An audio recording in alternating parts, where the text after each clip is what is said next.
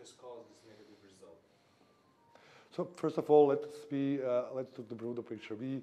Since we started to work between Serbian and Albanian businesses, it was 8 years ago, I think, in Niš, when we started really from the zero, from the scratch, we doubled the trade with Albania. So basically, if you see the numbers, they are not perfect. You can have more, of course, but I don't think that 250 million euros is, something that you can neglect. Even if you have in mind that 8 years ago, we were really on nothing. But it's not only the trade. And what is especially interesting is that if you look the last year, so we have about 27% overall volume growth between our countries in trade.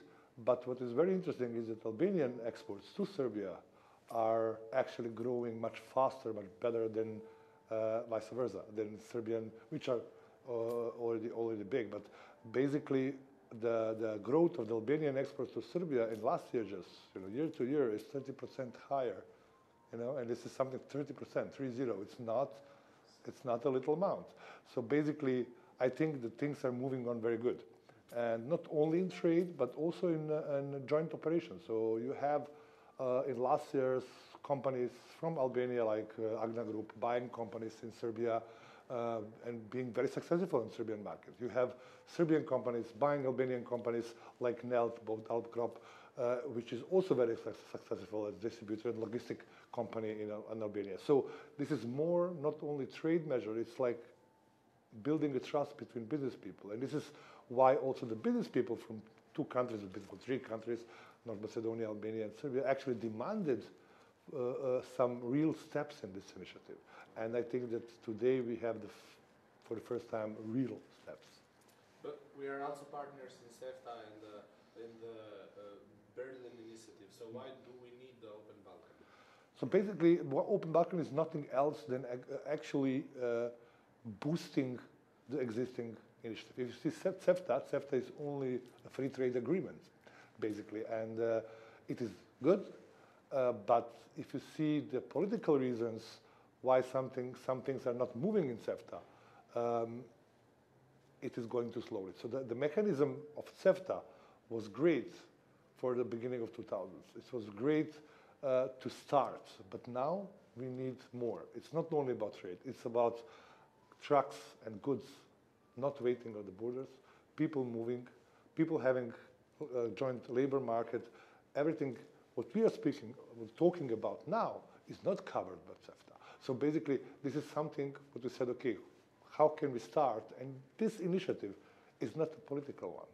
Of course, there is a political dimension of this initiative because there is a political will to do something.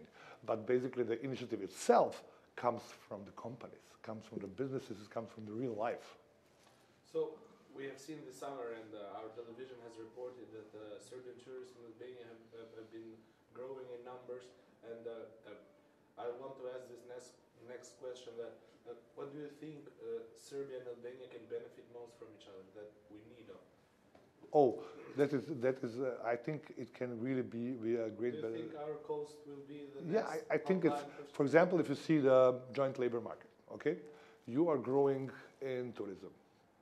That's the fact, and you are building some really beautiful places on your coast, and the people from all around the world are coming there.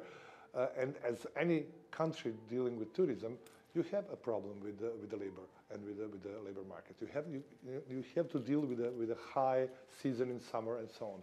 So why don't allow your business people to find people all around our three economies to come, students, to come and to work during the summer. This is only one very concrete issue, but I'm talking now about exporting. For example, Albania developed really good the greenhouses and the fresh vegetable growing in the country, in the northern part of Albania.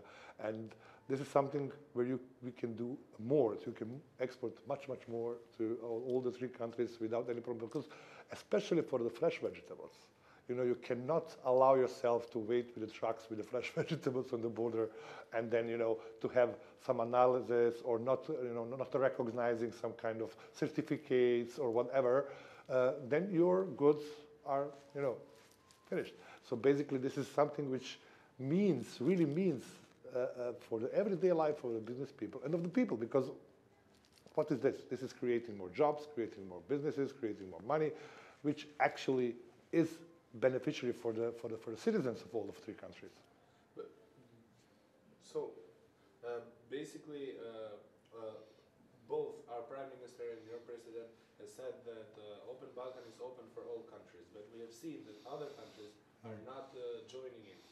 So how will this continue if this other countries does not join in this initiative? I think this is a matter of natural forces of economy. So if, as I told you, if this was an initiative of the business community, and this is not only the wish of business community of these three countries, this is also the wish of the business community of Bosnia, of Kosovo, or Montenegro, because we are working with all of these businessmen and businesswomen. And basically, okay, there are some political obstacles maybe now, and maybe some of them said, okay, let's wait, what are the real benefits?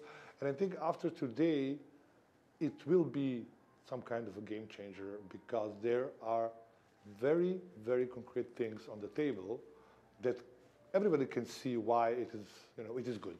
So basically, for any economy in the region, and even if you ask like how will Serbia cooperate with Kosovo if not recognizing, I think anything is possible, because if there is a will, there is also a way, and there is a will of the business community also in Kosovo, and because if you see that President Vučić personally invited all, also together with President Rama, then I think it's a matter of operation, how do you schedule it.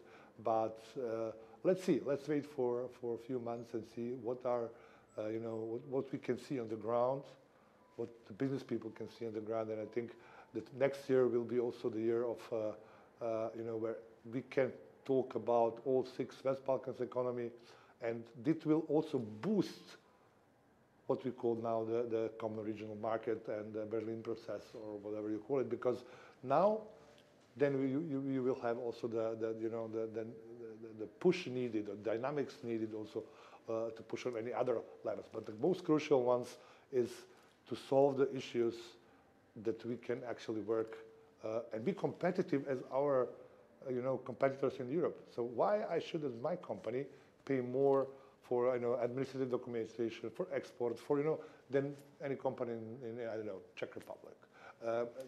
It's not making me competitive, and this is something what we are demanding. We are demanding, let us do things that make us competitive and possible to work in the global economy. So basically, this is why we are asking for it.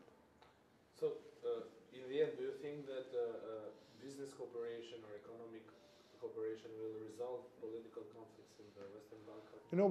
When I remember 2 months ago, I organized in Belgrade for the Balkan meeting, Open Balkan meeting in Belgrade. They organized a meeting of biggest companies in 3 countries present, where they could talk very openly about their problems with the leaders. And I think it was some kind of crucial moment to have everything what we have today, because the leaders were and the ministers sitting there were very keen to solve these issues, to solve these problems, because they saw actually this is what matters. This is what make them as the politicians credible. And if you want, tomorrow they will have elections. They delivering something which is real and concrete to the people is that what matters. And this is something what I think also will impact the political issues, because I don't think that we can live in the past anymore. We don't have a time to live in the past anymore. So basically, we have all the same problems, and these problems we can solve only in working together. And this is not like something what people are talking about. But if you see, we cannot, with our small economies, we cannot be competitive on the global market.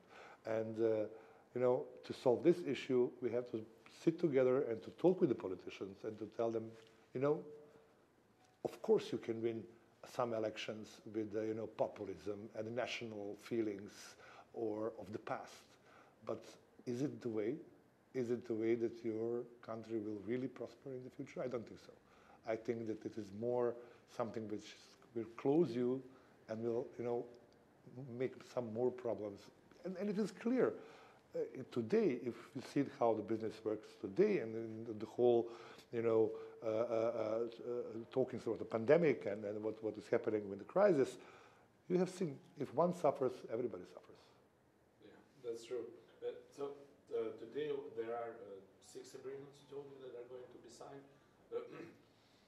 From 1 year from now, what will the results from Open Balkan will be after these agreements have been what I expect in 1 year is that we are sitting, you and me, and we can, sit at home and register us in electronic ID, and then with this first registration, we get without a problem permission to work in any of, countries in the region.